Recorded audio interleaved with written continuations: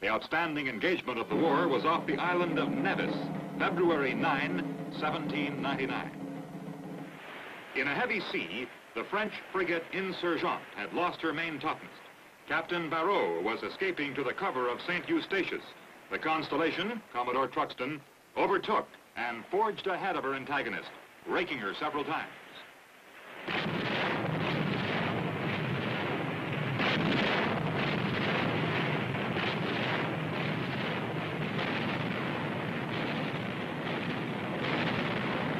After more than an hour's engagement, the Insurgente struck her colors.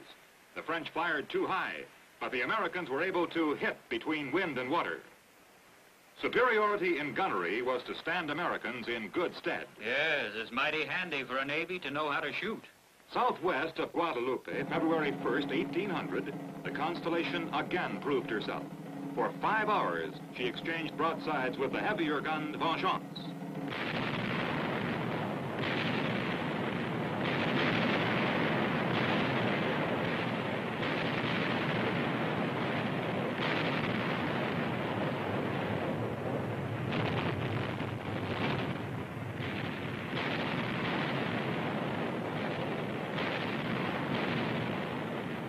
Commodore Truxton had a well-organized and a well-trained ship.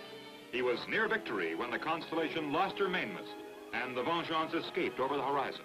Well, how did the war come out? Besides these frigate battles, our armed merchant vessels had hundreds of engagements with French privateers.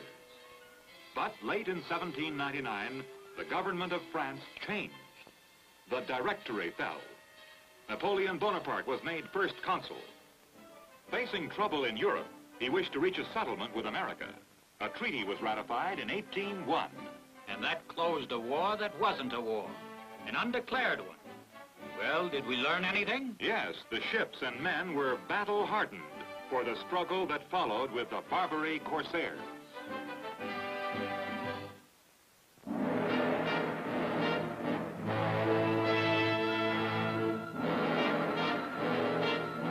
The Barbary states stretched along the northern coast of Africa. Arabs, Moors, Turks, Mohammedans, most of them.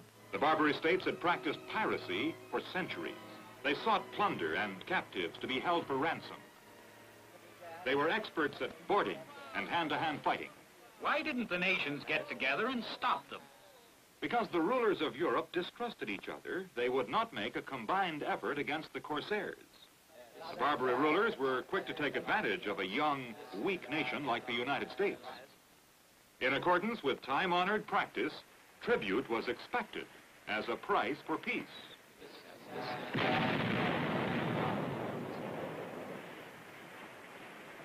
As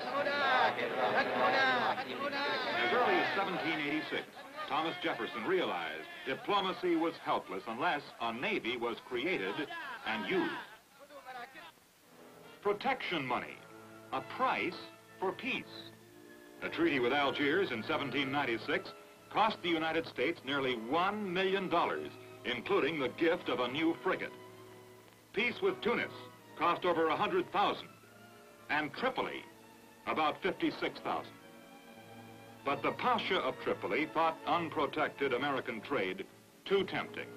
He repudiated the treaty and demanded $250,000 immediately and a yearly payment of $20,000. Didn't the United States say no to that? Indeed we did, and war was declared by Tripoli May 10th, 1801. About June 1st, 1801, Commodore Richard Dale's squadron left Hampton Roads.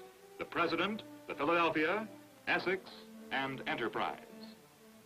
Dale cruised along the Barbary coast with a show of force. But 4 ships were not enough for an effective blockade of Tripoli. This force was enlarged by Commodore Richard Morris, the Constellation, Chesapeake, Adams, New York, and John Adams. But still not enough for the blockade. Their duties included convoying and showing the flag off Algiers, Tunis, and Morocco. And they replenished at Gibraltar.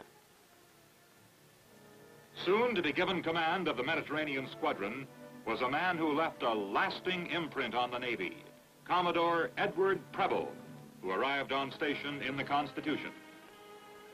Little known to his officers at first, he was a strict disciplinarian. Born in the state of Maine, he'd fought in the Revolution.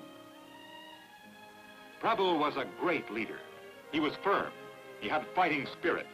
He had character. A commander passes on these qualities. His officers were well schooled. They were given high standards and were in themselves great commanders with the Preble fighting spirit. Two serious obstacles were ahead. Trouble with Morocco across from Gibraltar. The Sultan of Morocco saw that the American ships, at Preble's orders, were cleared for action. So he up and changed his mind. He renewed the Treaty of 1786 with no further demands on the United States. Bad luck here with the Philadelphia. She had been sent ahead to blockade Tripoli. Chasing an enemy craft close inshore, she hit an uncharted reef. Ran aground, eh? What did the skipper do to get her off? Well, Captain Bainbridge laid all sails aback, tried to lighten ship. He cut away her foremast, cast off her anchors, jettisoned many of her guns, but kept some to fight with. After 4 hours, Bainbridge had to surrender. The enemy floated the Philadelphia and brought her in triumphantly. The Pasha of Tripoli was pleased. He held the Philadelphia's officers and crew for an enormous ransom. But Commodore Preble was not pleased. The powerful American ship was now turned against him. He had only the frigate Constitution of equal metal to meet her. He decided to destroy the Philadelphia. Lieutenant Stephen Decatur, Jr., commander of the Enterprise, volunteered to head an expedition to enter an enemy harbor and capture and burn a large warship. This called for volunteers. Aboard the Enterprise, every officer, man, and boy stepped forward. He selected 5 officers and 62 men. A Sicilian pilot, Salvatore Catalano, knew the harbor. They set out in a captured Tripolitan ketch with Mediterranean rig, renamed the Intrepid. Boldly, they sailed into the enemy harbor. A plan of attack had been carefully worked out and rehearsed. They would capture the Philadelphia by a united rush. They would then split into details to set her afire. 100 yards away, they were hailed. Catalano, the pilot, answered. He claimed that a storm had stripped them of anchors and requested permission to tie up alongside.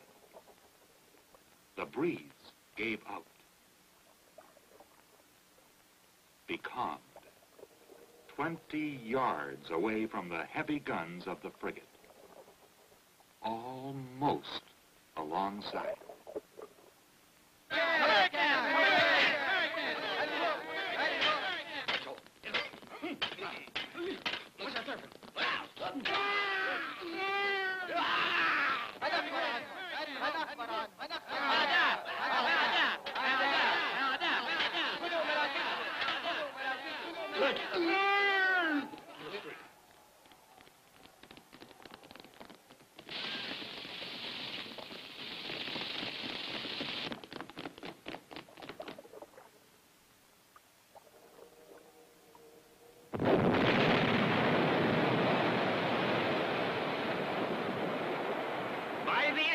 They did it! It was called a bold and daring act. This was from a British admiral, the great Lord Nelson. Decatur was promoted to captain and presented with a sword by a grateful Congress. Yep, he raided it.